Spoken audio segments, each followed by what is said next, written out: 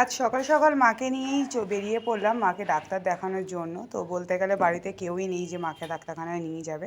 তাই জন্য বলতে গেলে আমিই নিয়ে গেছিলাম, আর সঙ্গে আমার মেয়েও ছিল। তো ও খুব মজা পায়, যেহেতু একটা ঘোরাও বলতে গেলে ওর হয়ে যায়। আর এমনি ও ঘুরতে পছন্দ করে, তো কোথাও খুব একটা যাওয়া হয় না বলতে, আমরা যেহেতু ডাক্তার দেখাতেই যাচ্ছি ও মনে করছে যেন ঘুরতে যাওয়া হচ্ছে। তো বলতে গেলে ওর মধ্যে একটা আলাদাই আনন্দ। তো মাকে আমিই নিয়ে যাচ্ছি, বিয়ের আগে বোনই নিয়ে যেত। তো বোন এখন বিয়ে হয়ে যাওয়ার পরে অনেকটাই দূরে থাকে বলে সেই জন্য বোন আর মাকে নিয়ে যেতে পারে না।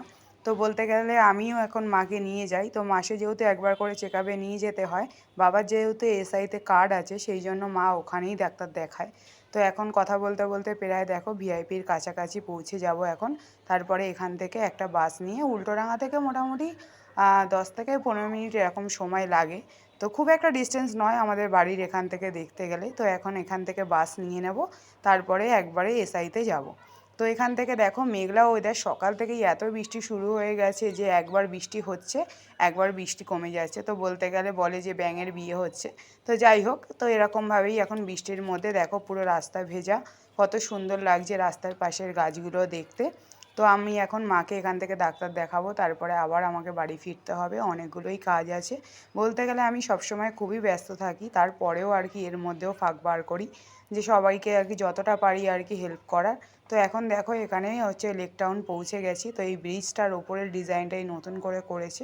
তো কতটা সুন্দর লাগছে দেখো দেখতেই। ওয়াচটা সত্যি বলতে যখনই আসি মনে হয় যেন বাইরের দেশে আছি, এতটাই অপূর্ব লাগে দেখতে। তো এখন এখান থেকে উল্টোডাঙার কাছাকাছি প্রায় পৌঁছে যাব, তারপরে ওখান থেকে এখন কাট করতে হবে, যেহেতু ওখানেও মোটামুটি ভালোই ভিড় হয়।